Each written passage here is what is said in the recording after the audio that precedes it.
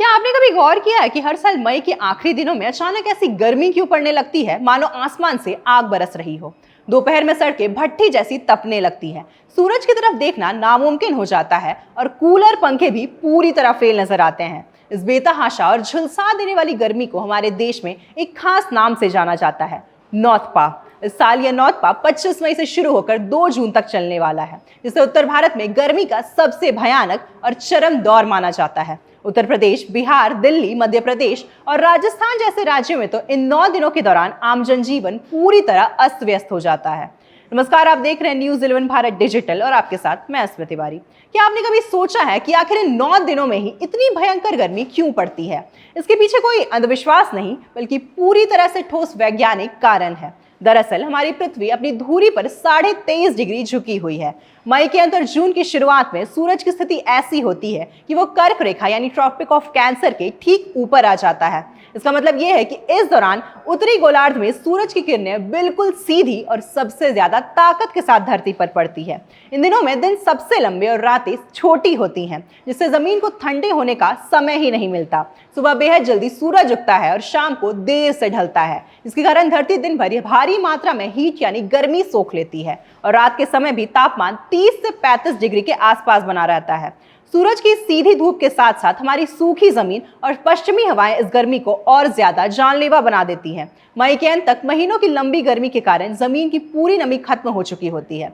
सूखी मिट्टी और पेड़ पौधे वातावरण को और रूखा बना देते हैं। इसी समय राजस्थान के रेगिस्तानी इलाकों से आने वाली बेहद गर्म और सूखी पछुआ हवाएं, जिन्हें हम लू कहते हैं, मैदानी इलाकों की तरफ तेजी से चलती हैं। ये हवाएं पूरी उत्तर भारत को एक बंद ओवन की तरह तपा देती हैं। इसके अलावा वायुमंडल के ऊपरी हिस्से में हवा का दबाव नीचे की तरफ होता है, जिससे बादल नहीं बन पाते और बारिश की कोई गुंजाइश नहीं बचती। नौतपा के दौरान केवल सूखी गर्मी ही नहीं, बल्कि उमस यानी ह्यूमिडिटी भी लोगों का जीना मुहाल कर देती है। वैज्ञानिक नजरिए से देखें तो इस समय तक दक्षिण पश्चिमी मानसून की सुबुगाहट शुरू हो जाती है। बंगाल की खाड़ी और अरब सागर से नमी से भरी हवाएं धीरे धीरे उत्तर भारत की ओर बढ़ने लगती हैं। हवा में पानी की भाप तो बढ़ जाती है, लेकिन बारिश नहीं होती, जिससे पसीना सूखना बंद हो जाता है। इसे विज्ञान की भाषा में हीट इंडेक्स कहा जाता है। यानी अगर इन दिनों तापमान 45 डिग्री है और हवा में उमस 60 से 70% है, तो हमारे शरीर को यह गर्मी 50 से 55 डिग्री सेल्सियस जैसी महसूस होती है। यही वजह है कि इन दिनों लोगों को चक्कर आने, भारी थकान होने और हीट स्ट्रोक यानी लू लगने का खतरा सबसे ज्यादा रहता है। हालांकि इस भयंकर तपिश के बीच एक अच्छी खबर भी छिपी होती है।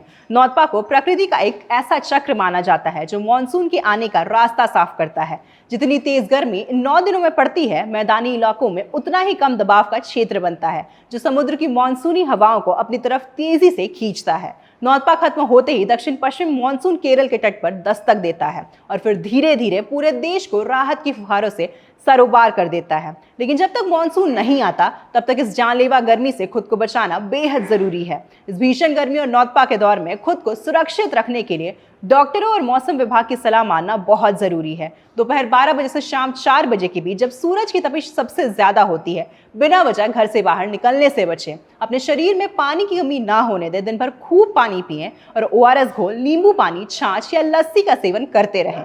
घर से बाहर निकलते समय हमेशा हल्के रंग के ढीले सूती कपड़े पहने, चश्मा लगाएं और अपने सिर को सूती कपड़े या छाते से ढककर ही निकलें। अपने घर के बुजुर्गों, छोटे बच्चों और बीमार लोगों का इस दौरान खास ख्याल रखें, क्योंकि उन्हें हीट स्ट्रोक का खतरा सबसे ज्यादा होता है। याद रखिए, नौतपा प्रकृति का एक नियम है और थोड़ी सी सावधानी बरतकर हम इस भीषण गर्मी के दौर को बेहद सुरक्षित तरीके से पार कर सकते हैं।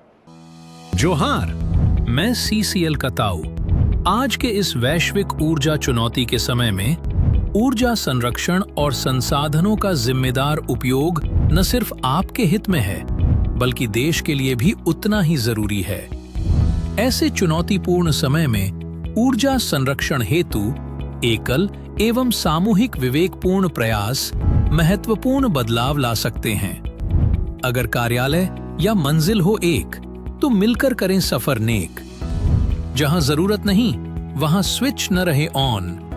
बिजली की बचत से देश बनेगा strong. Switch off, save on. Cycle का करें उपयोग, रखें अपने आप को निरोग। Keep pedalling. इतना ही लें प्लेट में जितनी जगह हो पेट में। अन्न का हर दाना अमूल्य उपहार। बर्बादी रोकना हम सबका संस्कार। पानी की हर बूंद है जरूरी, करें इसका विवेकपूर्ण उपयोग पूरी।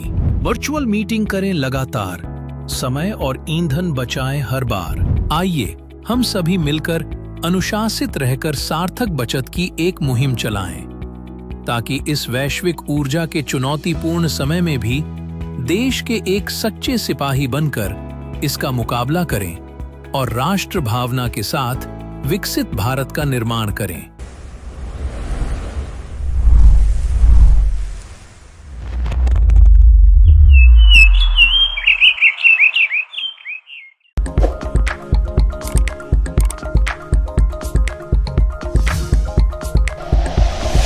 Like and share videos, subscribe करें हमारा चैनल और प्रेस करें बेल आइकॉन। न्यूज़ 11 भारत, सच है तो दिखेगा।